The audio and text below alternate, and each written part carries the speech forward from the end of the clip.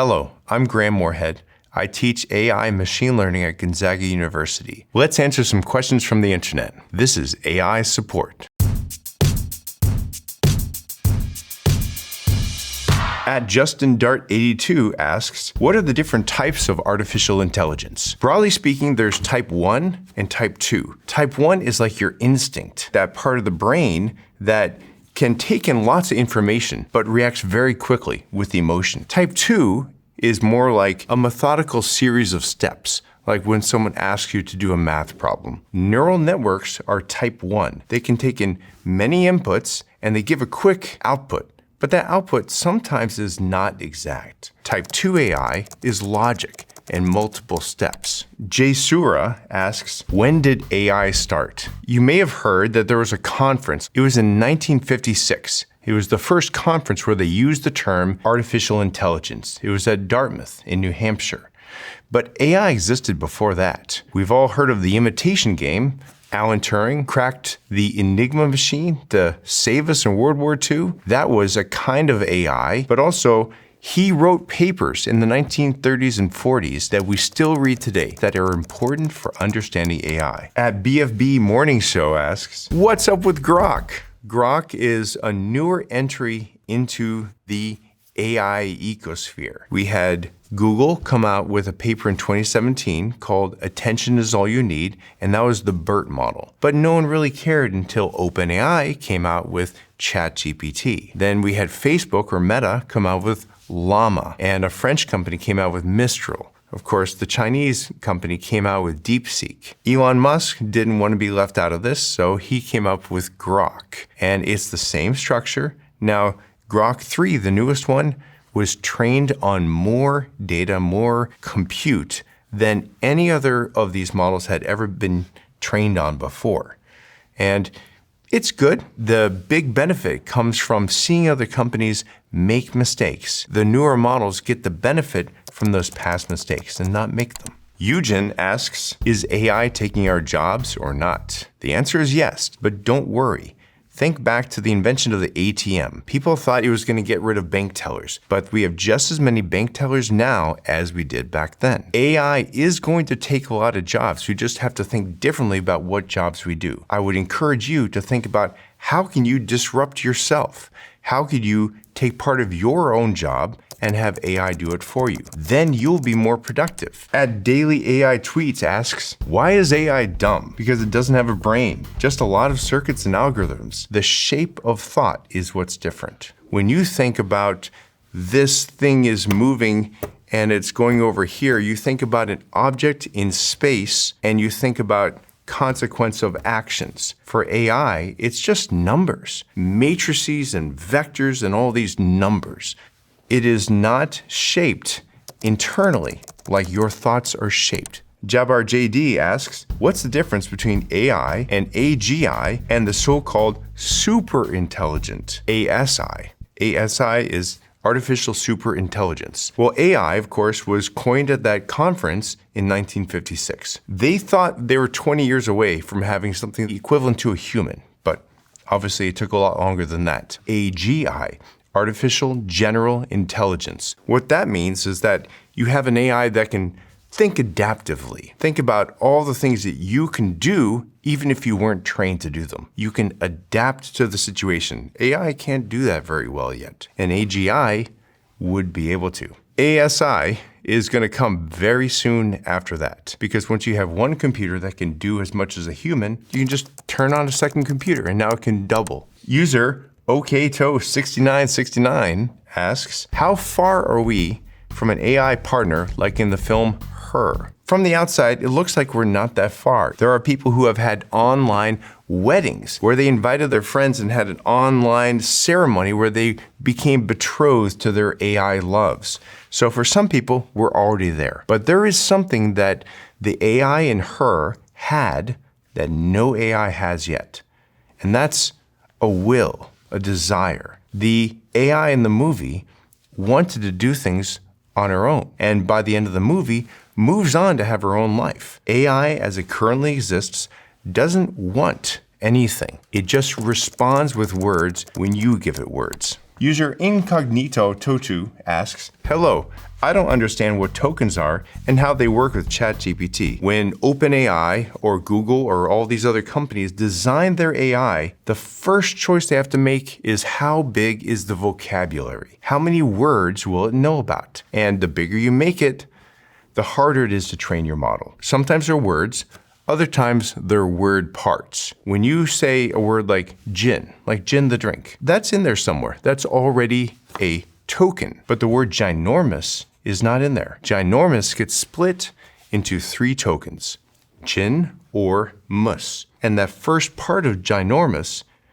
is a token. And that token is the same token as gin the drink. It thinks they're exactly the same at the beginning, which should give you a hint about why AI is stupid sometimes. At Nicole Heather R. ChatGPT can't even get answers right. I hate chemistry. How does AI get wrong? I'm irritated. Chemistry is very difficult for AI. When AI operates on words that you give it, it thinks about the world in a sequence of these words or tokens, which we just learned about. Chemistry is often 3-dimensional structures. It's difficult for AI to conceptualize that 3-dimensional world. If you think about a glass of wine, it can render a beautiful photograph of a glass of wine, but it cannot render a full glass of wine because that's what it's seen.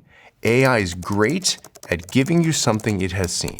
At LeMacD asks, how is Deepseek different to ChatGPT? Is it better? They're very similar. ChatGPT version 4.0 came out in May of 2024. And it was amazing. It was the best thing we'd seen. And they have a reasoning model called O1 that was built on that. Deepseek comes along and gives us a model that's just as good, maybe a little better on some things. Anytime someone does something first, someone else can come along and do the same thing cheaper, maybe even a little bit better. At Rose Minoan asks, how can AI be biased? AI is learned from the internet. Every bias across the internet is somewhere represented in AI. It's learning from you. It's learning from me. It's learning from everybody. Also remember, every book, every blog post ever written on flat earth theory is in there somewhere. Take it with a grain of salt. At AI and Design asks, what will happen if the US achieves ASI first? What if it's China? Will there be a difference? Both the US and China have amazing AI capabilities. There are so many great papers coming out of China, and I'm glad they publish them in English because we learn a lot from them and they learn a lot from us. They have more AI researchers than we do. They have more STEM students than we do. AI has been deployed in China largely as a part of what we call their surveillance state. In the US, we typically use AI to empower people to be more creative and do more things. Right now, there is somewhat of a spirit of competition, but also cooperation. And I hope that's maintained. I want you to think about ASI as being a virtual Einstein. Once we have that, we can tell Einstein, why don't you please go do 10,000 years of research, figure out time travel, figure out anti-gravity, and then come back and tell us what you've learned. 10 seconds later, it comes back. I just did 10,000 years of research, and here's the secret to time travel and anti-gravity. Think about what that virtual Einstein could do. Whoever gets to ASI first, there's no points for second place. At Carrie Cassidy 18 asks, how is AI powered? Don't you have to charge it at a car charging station? AI uses a lot of power. The big facility called Colossus they just put in Memphis, Tennessee uses about 50 megawatts and it uses a lot of power and a lot of water to cool the machines. And we might be bringing on so many new AI training centers in the next 10 years that just AI will use the same amount of power as the whole country uses now. At Luscious Gem asks, AI needs water? How? Why? The facility I just mentioned in Memphis uses swimming pools full of water maybe every minute. It goes into these little tubes, and each little tube goes up to one of the GPUs. These are graphical processing units, the actual computational engine of AI. And every one of them has a little loop for the water to go by it and take the heat, and then the hot water is ejected out of the facility. At Timbo Cop asks, I have questions about well-intended calls for educators to teach their students AI literacy. Are we AI literate ourselves? Do we know what AI literacy involves? Who will teach us? It's important to read books. I suggest you read books. It's also important to get a vague sense of how these things work. Most people are never going to understand the inner mechanics of it. Just like you don't understand how your car works, but you still drive it. You got to think about AI as being your expert friend who knows a lot, but has some bad misconceptions. So you don't trust everything. If I were you, I would use it a lot and trust it very little. K0 Crop asks, is AI-generated misinformation going to ruin history? What are its potential implications for future historiography? Yes, it might ruin history, but it's not a new problem. Whenever there are victors in a war and they get to write the history, those books may or may not be true. Whatever we get from our AI, you gotta remember it might not be true. The only way not to ruin history is to get to first-hand sources and cross-reference with evidence. At Higher AI asks, what's next for AI? Where do you see AI in the next decade? Now, there's a lot of very popular things that AI will do.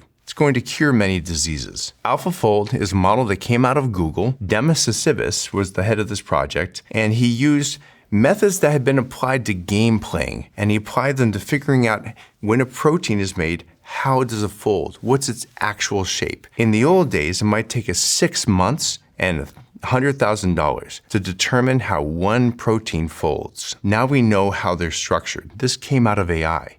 That's probably going to lead to curing many cancers and many other diseases. Launch the Train asks, am I crazy or is AI therapy helping me? The first time AI therapy helped someone was around 1965. The AI was called ELIZA, all caps, and a certain scientist made it and started to show it to people. His secretary would ask him to leave the room so she could talk to Eliza privately. I think that when you're talking to an AI therapist, you're doing the internal work on yourself, and the AI merely provides a framework or almost an excuse. It's doing next token prediction, just the next word. It doesn't know what it means, and it cannot conceptualize how it would feel to a human to hear those words. Sad Meat asks, how soon do you realistically think that AI will gain full sentience? Sentience is like consciousness.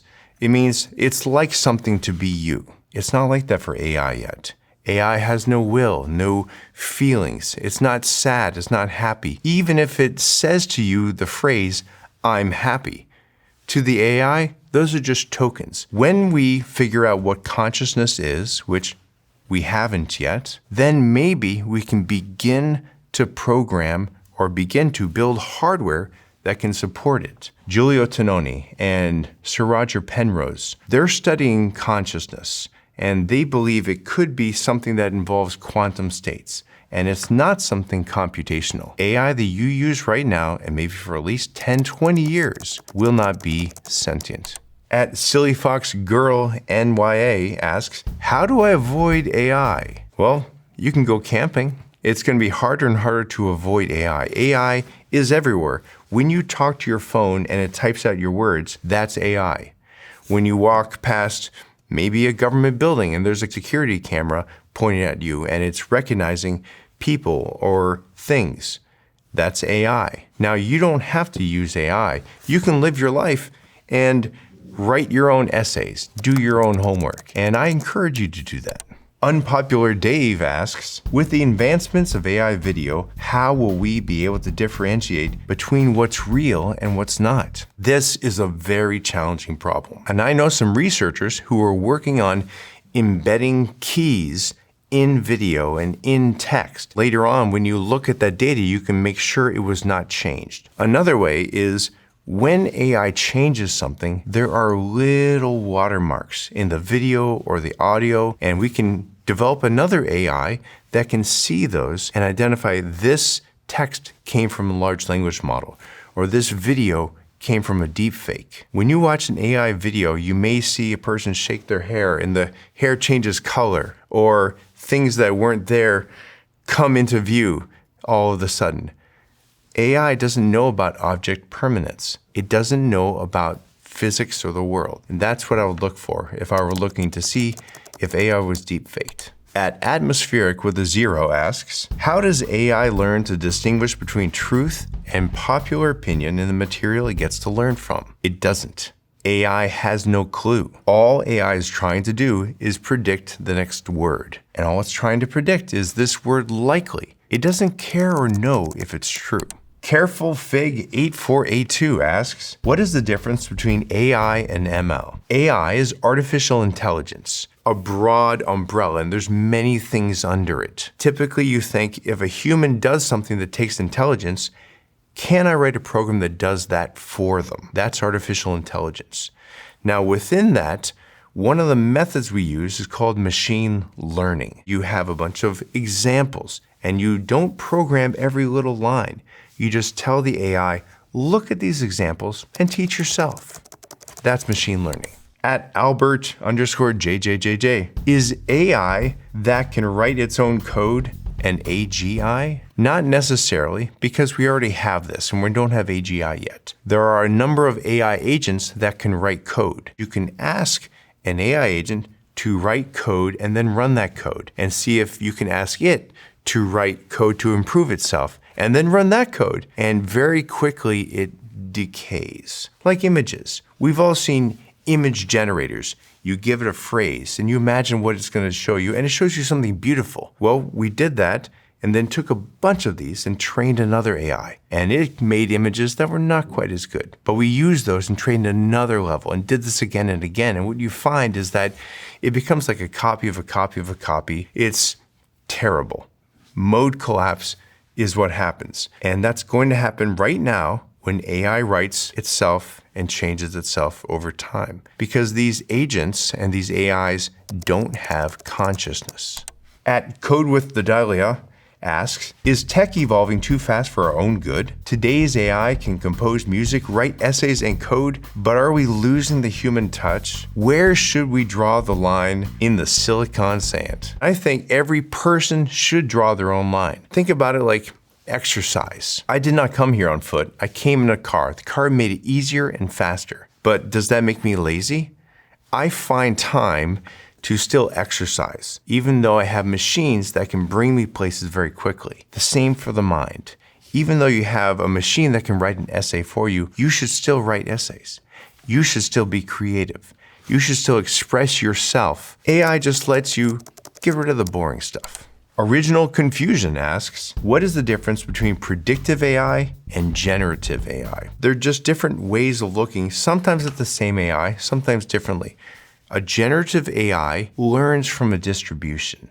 Think about all the words on the internet being a distribution of words, or all of the pictures on the internet being a distribution of images. A generative AI can make an image that looks like it was taken from the internet, or generate words that looks like they were generated by a human. Predictive AI is just a different way to think about it. Maybe you want to predict who's going to win a big basketball game, or the Super Bowl, or what the weather will be tomorrow.